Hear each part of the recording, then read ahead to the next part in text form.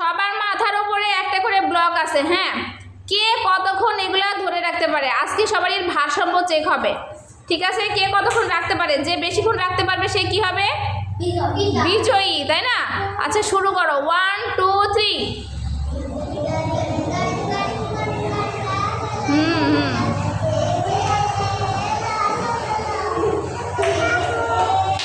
হ্যাঁ, যাদের পড়ে গেছে তারা আউট, যাদের পড়ে গেছে তারা আউট। আহনাফ আউট।